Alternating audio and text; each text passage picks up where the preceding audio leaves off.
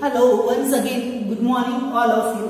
In the mental health nursing, in the previous class we completed with the eating disorders. Today, next one we continue with the disorder that is hypochondriasis. ठीक है, तो hypochondriasis से related हम discussion करेंगे. ठीक है, as its introduction is regarding the hypochondriasis, it is a neurotic thought disorder. Means ये एक टाइप का न्यूरोटिक जो मेंटल हेल्थ के जो डिसऑर्डर्स होते हैं, तो न्यूरोटिक के अंदर आने वाला एक तो थॉट का डिसऑर्डर होता है. ठीक है, इन विच मतलब इसके अंदर individual suffered from the obsession, thinking and the worry about the illness and the disease. ठीक है, मतलब इस कंडीशन के अंदर ऐसा होगा कि ये एक टाइप का जो न्यूरोटिक टाइप का एक थॉट का डिसऑर्डर होता है, जिसके अंदर इंडिविजुअल पर्सन के अंदर जो ऑब्सेशन मतलब बार बार जो अनवेलकम उसके अंदर थॉट्स आते हैं. ठीक है, क्या क्या थॉट्स उसके अंदर आएंगे कि इंडिविजुअल होता है और वो उससे रिलेटेड वो वरी होता है अबाउट द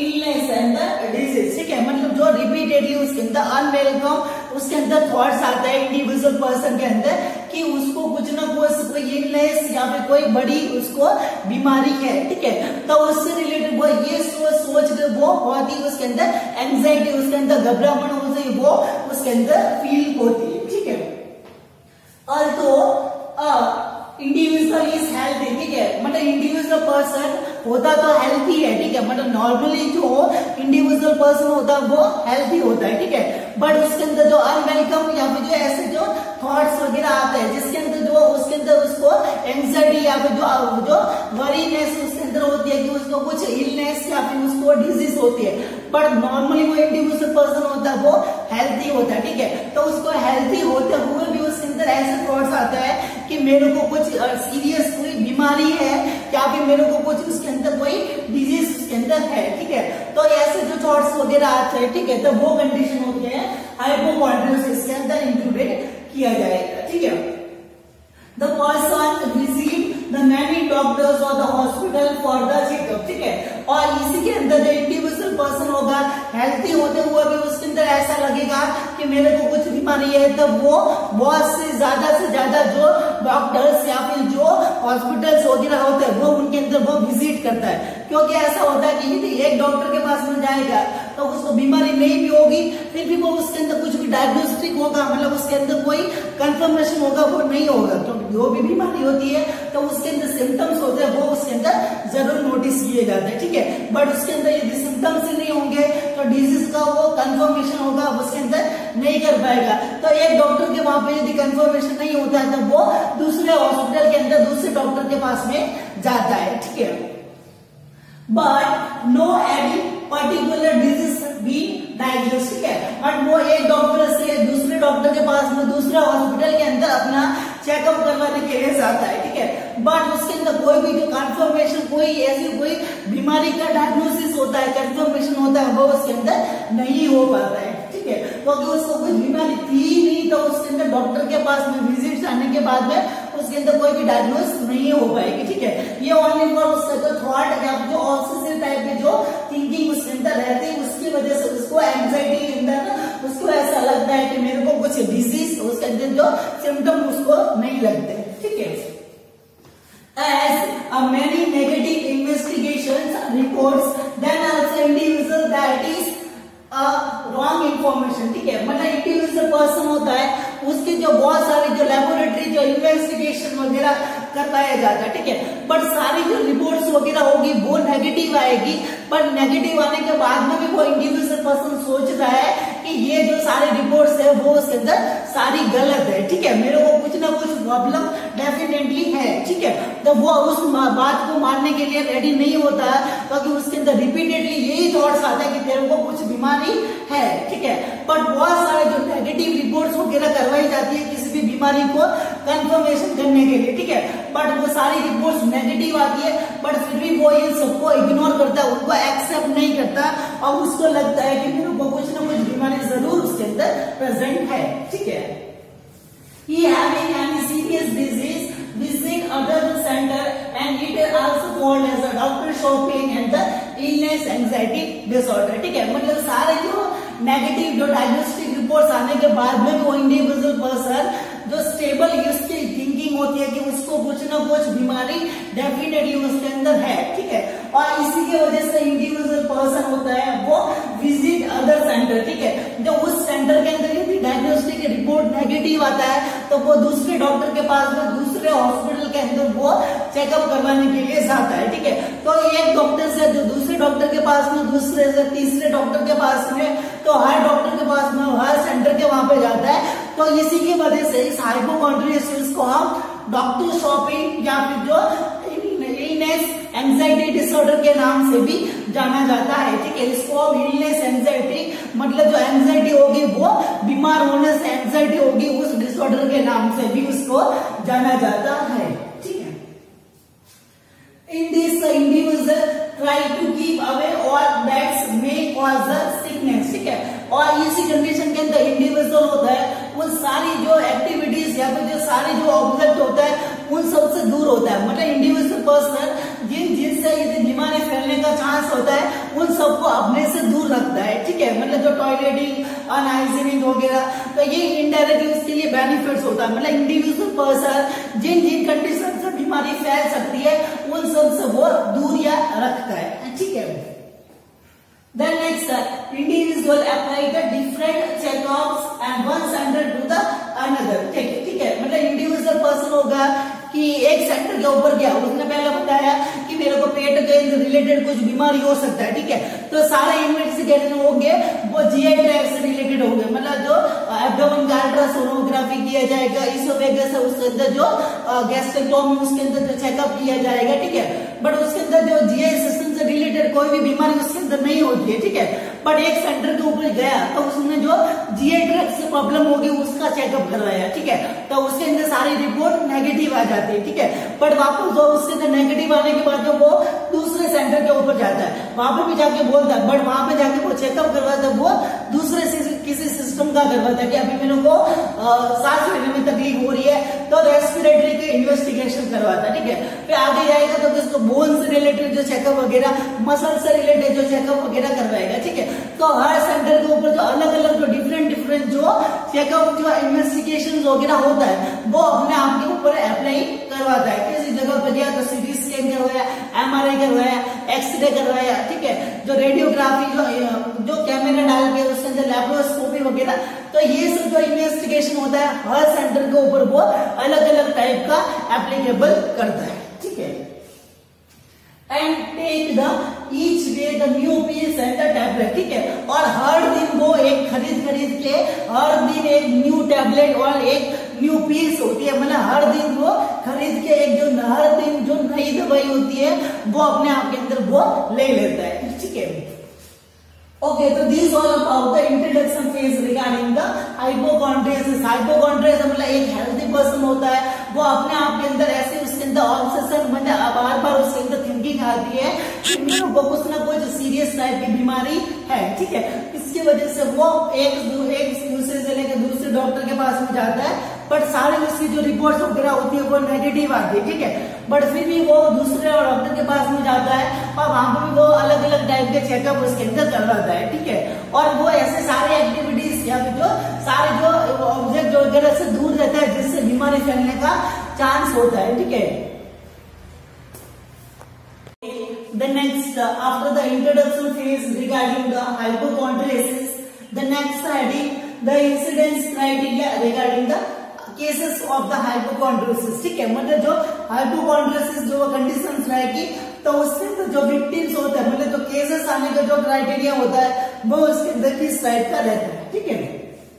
तो उसके अंदर the mostly cases notice in the adulthood, ठीक है। मतलब उसके अंदर जो लाइफ टाइम का जो टाइम पीरियड रहेगा उसके अंदर जो एडल्टहुड की जो एज रहेगी तो उस एडल्ट के अंदर ये जो केसेस होता है वो उसके अंदर ज्यादा होता है, ठीक है। क्योंकि जो इसके अंदर जो मेजर जो थॉट्स होते हैं वो एडल्ट पर्सन के अंदर होते हैं, ठीक है। तो ओवर थिंकिंग की वजह से जो एडल्ट पर्सन की जो एज के जो पर्सन होंगे उनके अंदर ये कंडीशन होगी वो मोस्टली उसके अंदर नोटिफाई किया जाता है, ठीक है। देन नेक्स्ट अदर जो विक्टिम्स रहेंगे उनको पहले से कोई स्ट्रेसफुल स्टेज, मतलब ऐसे जो पर्सन होंगे जिनको पहले से कोई स्ट्रेस वाले या फिर जो ट्रॉमेटिक इवेंट उनके साथ में जो इवेंट अराइज हुआ होगा, जिनकी वजह से उनको बहुत ही फियर या फिर एंजाइटी वगैरह होती है, तो उनके अंदर ओवर थिंकिंग की वजह से या फिर अपने आप को आइसोलेट कर लेते, तो उनके अंदर आइसोलेट करने की वजह से खाली दिमाग के अंदर ये जो थॉट्स होते हैं वो उसके अंदर अराइज होते हैं। ठीक है, the next medical student of the starting period. ठीक है, मतलब जो मेडिकल स्टूडेंट होते हैं, जो अभी तक उन्होंने मेडिकल फील्ड के अंदर अराइज, मतलब उनके अंदर जो स्टार्टिंग किया है, ठीक है, तो फर्स्ट ईयर या फिर जो सेकंड ईयर के जो स्टूडेंट्स होते हैं, तो उनके अंदर जो डिजीज से रिलेटेड जो थोड़ा बहुत उनके अंदर नॉलेज होता है, तो वो अपने ऊपर अप्लाई करते हैं कि हाँ ये प्रॉब्लम मेरे अंदर हो सकती है, मेरे को ये बीमारी इसके अंदर है। ठीक है, तो वो उसके अंदर एक्चुअल में वो प्रॉब्लम नहीं भी होती है, पर फिर भी वो उस हॉस्पिटल विजिट के लिए वो जाता है। ठीक है, The next prognosis after the 5 years of the affected period। ठीक है, मतलब जब भी ये जो बीमारी उसके पर्सन के अंदर स्टार्ट होती है, तो स्टार्ट होने से लेकर जो 5 साल के बाद में उसको वापस सॉल्व किया जा सकता है। मतलब उसको सॉल्व होने के अंदर जो जब से वो स्टार्ट हुई है उसके बाद में उसके अंदर 5 साल उसको सही होने के अंदर या फिर उसको दूर होने के लिए उसका टाइम पीरियड उसके अंदर लगेगा। प्रोग्नोसिस का मतलब होगा कि उसको ट्रीटमेंट से उसके अंदर जो डिजीज से फ्री होने का टाइम पीरियड उसके अंदर 5 साल के बाद तक उसके अंदर सही होगा। ठीक है, Then next present in the both male and the female। ठीक है, मतलब ये जो कंडीशंस रहेगी वो बॉयज और गर्ल्स के दोनों के अंदर मेल और फीमेल जो क्राइटेरिया उसके अंदर नोटिस किया जाता है। ठीक है, बट सबसे ज्यादा होता है वो फीमेल्स के अंदर नोटिस किया जाता है, क्योंकि वो अपने जो बॉडी के रिलेटेड बहुत अवेयरनेस उसके अंदर रहती है, थोड़ा बहुत भी डिस्टर्बेंस होता है तो वो ट्रीटमेंट के लिए चले जाते हैं। ठीक है, The next, the 80% of the victims having the additional mental health disorders present within। ठीक है, और जो हाइपोकॉन्ड्रियोसिस वाले जो पेशेंट होते हैं, ठीक है, जो केसेस रहेंगे, तो उन केसेस के अंदर ऐसा नोटिस किया गया है कि उनके अंदर पहले से कोई मेंटल हेल्थ जो डिसऑर्डर्स होता है वो उनके अंदर 2 से ज्यादा कोई प्रॉब्लम्स होगी वो उनके अंदर प्रेजेंट होगी, और उसके साथ साथ में हाइपोकॉन्ड्रियोसिस भी उसके अंदर प्रेजेंट होगा। मतलब जैसे कि मैं ही एक पेशेंट हूँ, तो मेरे अंदर पहले से कोई बहुत सारे जो मेंटल डिसऑर्डर्स होंगे वो उसके अंदर रहेंगे, और उसी की वजह से मेरे को ये थॉट्स वगैरह आएंगे कि मेरे को ऐसी कोई खतरनाक बीमारी उसके अंदर मेरे अंदर है। ठीक है, बट एक्चुअल में वो नहीं होती। ठीक है, ओके, तो this all about the incidence criteria regarding the हाइपोकॉन्ड्रियोसिस।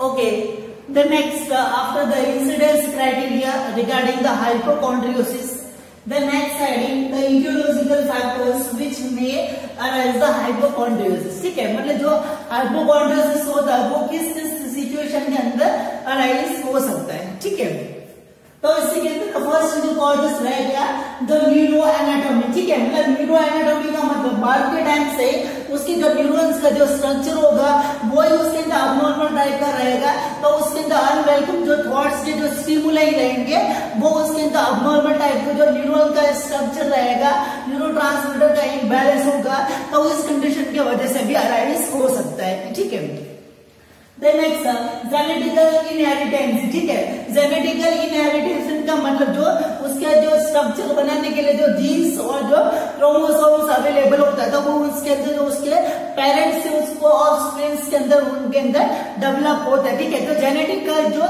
Stimuli या फिर जो न्यूरोटिक जो डिसऑर्डर्स होता है, इम्बैलेंस होता है, स्टिमुलाई वो उसके अंदर जेनेटिकली उसके अंदर प्रेजेंट जीन्स के अंदर या फिर जो क्रोमोसोम्स के अंदर अबनॉर्मलिटी होने की वजह से भी उसके अंदर अराइज हो सकते हैं। ठीक है, Then next stressful event और the anxiety और the fear। ठीक है, मतलब इंडिविजुअल पर्सन के साथ में ऐसी कोई जो एंजाइटी या फिर जो ट्रॉमेटिक या फिर जो बहुत ही जो खतरनाक स्ट्रेस वाली कंडीशन के अंदर रहता है। ठीक है, तो उसकी वजह से भी उसके अंदर ये प्रॉब्लम है वो उसके अंदर अराइज हो सकती है। ठीक है, Then next unwell family idea. ठीक है, मतलब इंडिविजुअल पर्सन के अंदर बचपन से ही उसके अंदर फैमिली मेंबर्स के द्वारा उसके अंदर अच्छे से उसका आईपीआर बैलेंस नहीं हुआ है, तो आईपीआर उसके अंदर बैलेंस नहीं होता, उसके अंदर उसको फिजिकली उसको टॉर्चरिंग, उसको एब्यूसिंग किया जाएगा, उसको मारा जाएगा, उसको जो एब्यूसिंग किया जाएगा, तो उसकी वजह से इंडिविजुअल पर्सन होगा वो डिप्रेशन के अंदर चला जाएगा,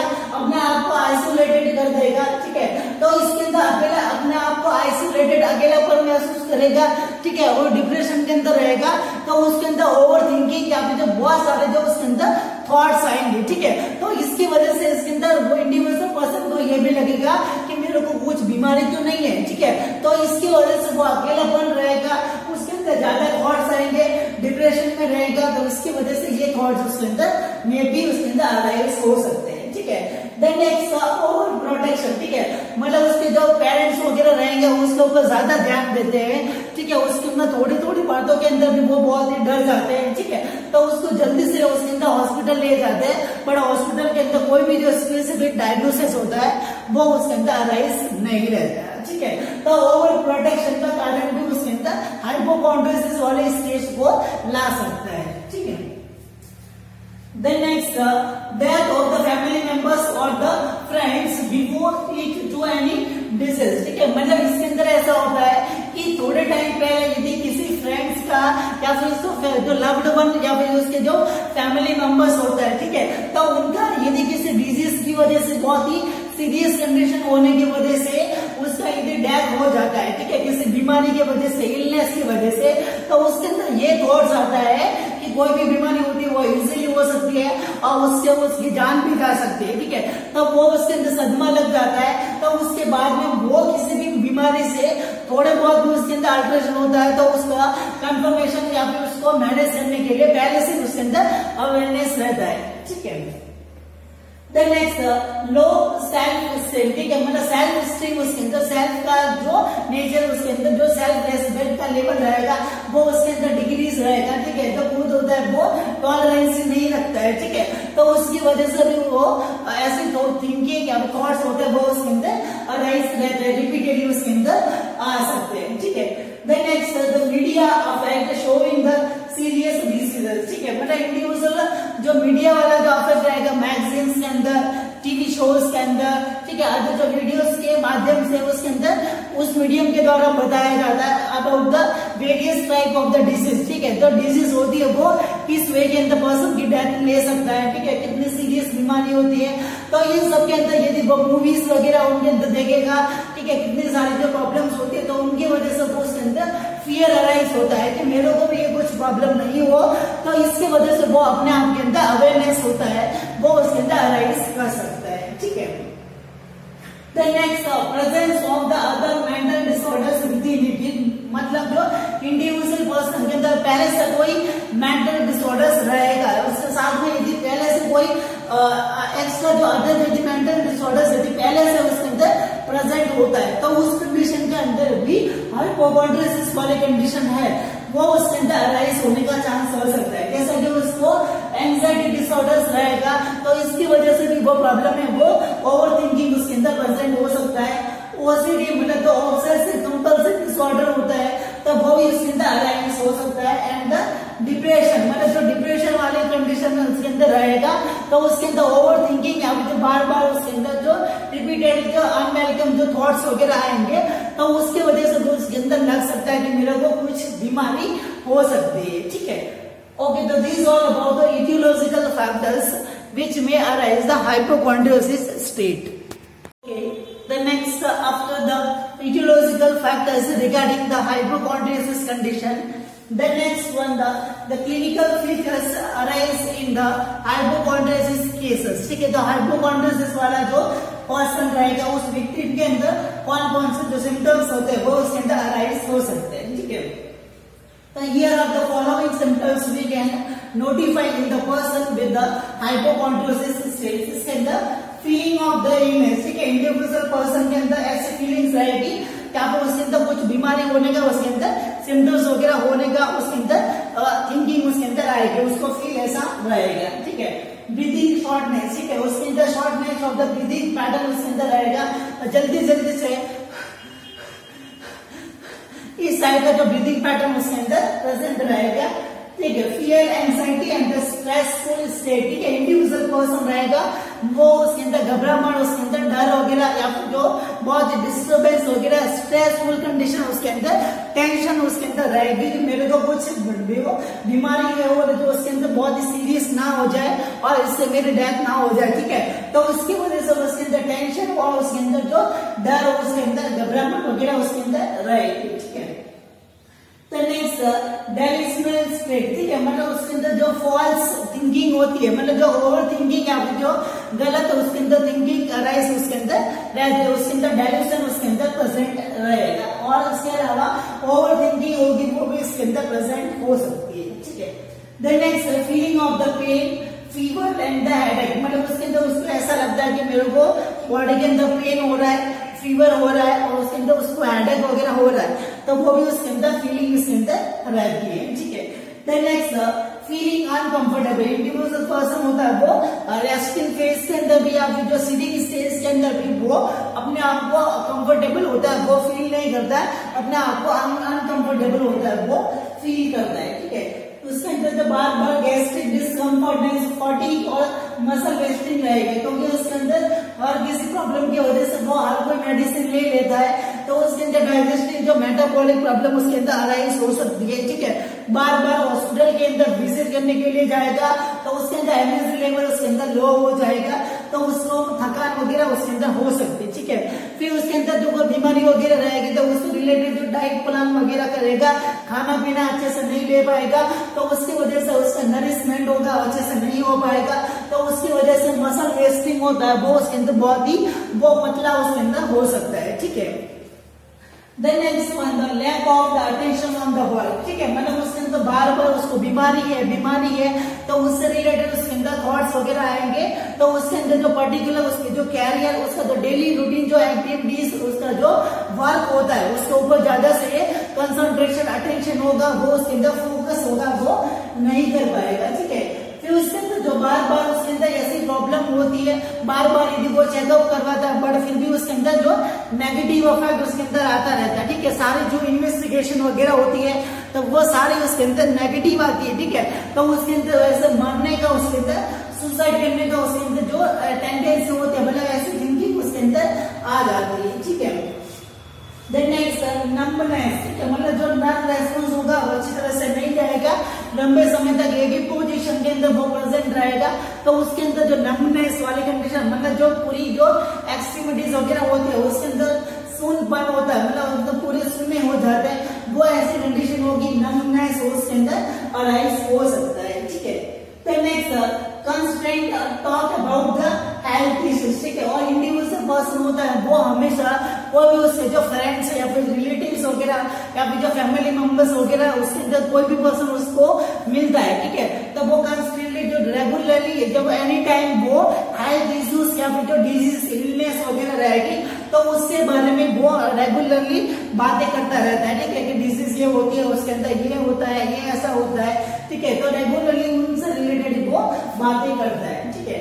आइसोलेटिंग एंड अवॉइडेंस बिहेवियर, ठीक है, इंडिविजुअल पर्सन रहेगा वो उसके अंदर हर टाइम को उसके अंदर थॉट्स वगैरह आता है या फिर पहले से कोई एंजाइटी वाली कंडीशन उसके अंदर रहती है, तो उस कंडीशन की वजह से वो अपने आप को अकेलापन कर लेता है, अपने आप को अवॉइड कर लेता है, आसपास के अंदर क्या एक्टिविटी हो रही है तो उनके अंदर उसका इंटरेस्ट वगैरह या फिर कोई रिक्रिएशनल जो एंटरटेनमेंट वाली एक्टिविटी होती है उनके अंदर वो अपने आप को इन्वॉल्व नहीं करता है, अपने आप को आइसोलेटेड कर देता है, ठीक है। बट अपने आप को यदि अकेलापन यानी डिप्रेशन वाला जो महसूस करेगा तो उसके अंदर अनवेलकम जो थॉट्स वगैरह आएंगे, ठीक है, तो वो उसके अंदर प्रॉब्लम रहेगी, ठीक है, तो ऐसा बिहेवियर उसके अंदर अराइज होता है, ठीक है। देन नेक्स्ट लो मोटिवेशनल ड्राइव, ठीक है, इंडिविजुअल पर्सन के अंदर जो मोटिवेशनल मतलब अपने आप तो कोई भी जो एक्टिविटीज वगैरह होती है तो सेल्फ मोटिवेटेड नहीं हो सकता है, ठीक है, तो उसके अंदर जो मोटिवेशनल जो ड्राइव होती है मतलब कोई भी अपने जो नीड के अकॉर्डिंग अपने आप सेल्फ मोटिवेटेड वो नहीं हो पाता है, ठीक है, तो इसके अंदर जो लो मोटिवेशनल ड्राइव रहेगी। इसके अलावा जो सेक्सुअल एक्टिविटी होती है, ठीक है, इसके अंदर आप एक और जोड़ सकते हो द सेक्सुअल ड्राइव, मतलब जो सेक्सुअल एक्टिविटीज वगैरह होती है उनके अंदर वो इन्वॉल्वमेंट उसके अंदर नहीं हो पाता, ठीक है। ओके, तो these are the clinical features notice the person with the hypochondriosis condition. Okay, the next after the clinical features regarding the hypochondrosis condition, the next heading the diagnostic criteria regarding the hypochondrosis, ठीक है, मतलब जो हाइपोकॉन्ड्रियोसिस के अंदर कौन कौन से जो डायग्नोस्टिक इवैल्यूएशन रहेंगे वो उसके अंदर एप्लीकेबल हम कर सकते हैं, ठीक है। तो इसी के अंदर जो डायग्नोस्टिक क्राइटेरिया रहेगा, तो उसके अंदर जो पोस्ट ट्रॉमेटिक जो कंडीशंस वगैरह रहती है, इससे पहले जो उसके अंदर कोई फैमिली मेंबर्स या फिर उसके जो अगर जो रिलेटिव्स फ्रेंड्स वगैरह उनको कोई हिस्ट्री बता दे कि इसका कोई पेरेंट्स वगैरह किसी बीमारी की वजह से मरा है, या फिर उसका कोई लव्ड पर्सन होता है वो किसी बीमारी की वजह से मरा है, ठीक है, या फिर उसको पेरेंट्स वगैरह उसको टॉर्चर वगैरह करता है, या फिर उसके पास पहले से उसके अंदर कोई एंग्जाइटी वाली या फिर कोई स्ट्रेसफुल जो ट्रॉमेटिक इवेंट उसके साथ में घटित हुआ है, ठीक है, तो ये सब सारा जो इवेंट्स होता है वो कहीं ना कहीं से हाइपोकॉन्ड्रोसिस वाली को कंडीशन को इंडिकेट करता है, ठीक है। तो अपने इसके कंडीशन की वजह से डिप्रेशन के अंदर, एंग्जाइटी के अंदर जा सकता है, तो हम पता लगा सकते हैं कि इसके अंदर हाइपोकॉन्ड्रोसिस वाली जो सिचुएशन थॉट्स के अंदर होने का रीजन उसके अंदर क्या हो सकता है, ठीक है। देन नेक्स्ट फिजिकल एग्जामिनेशन के अंदर उसको हेड टू एग्जामिनेशन करेंगे, तो सिम्टम्स होंगे वो उसके अंदर प्रेजेंट रहेगा, फियर होगा, उसके अंदर जो सिम्टम्स हमने देखे तो वो सिम्टम उसके अंदर नोटिफाई हम कर सकते हैं, ठीक है। इसके अलावा उसका जो मेंटल स्टेटस एग्जामिनेशन उसके अंदर उसका बिहेवियर, उसकी जो पर्सनैलिटी, उसकी जो थिंकिंग वगैरह रहेगी, तो वो उसके अंदर हम आइडेंटिफाई उसका एग्जामिनेशन करके हम उसका कंफर्म कर सकते हैं, ठीक है। इसके अलावा जो ICD-10 का जो क्राइटेरिया रहता है, ठीक है, मतलब जो ICD-10 का जो क्लासिफिकेशन उसके सिम्टम्स के अकॉर्डिंग देखा जाए, तो इस पर्सन के अंदर यदि कोई एडिशनल जो एक्स्ट्रा कोई मेंटल हेल्थ जो डिसऑर्डर्स वगैरह उसके अंदर यदि प्रेजेंट होंगे, ठीक है, तो उन सबका जो ICD-10 का जो क्राइटेरिया होगा उसके अकॉर्डिंग उसके अंदर यदि कोई एडिशनल कोई बीमारी उसके अंदर मेंटल डिसऑर्डर होगा तो उसके द्वारा उसका कंफर्मेशन होगा वो उसके अंदर हम कर सकते हैं, ठीक है। उसी के बाद में डायग्नोस्टिक जो इवैल्यूएशन करने के बाद में उस कंडीशन को कंफर्म कर देते हैं कि हाँ इसके अंदर हाइपोकॉन्ड्रोसिस है, तो उसका मैनेजमेंट प्लान किया जाएगा। तो ये हाइपोकॉन्ड्रोसिस के अंदर भी ओवर थिंकिंग होती है, उसकी वजह से एंग्जाइटी होती है, डिप्रेशन के अंदर जाता है, ये जो उसका बिहेवियर पैटर्न होता है वो अल्टरेशन होता है, ठीक है। तो उसके अंदर भी जो एंजाइटी जो मेडिसिन रहेगी जैसे लोराजेपाम, डायजेपाम, इथिजोलाम या तो बुस्पिरोल नाम की जो दवाइयां होगी वो उसकी एंजाइटी, उसके स्ट्रेस, इसके फियर को कम करेगी, ठीक है।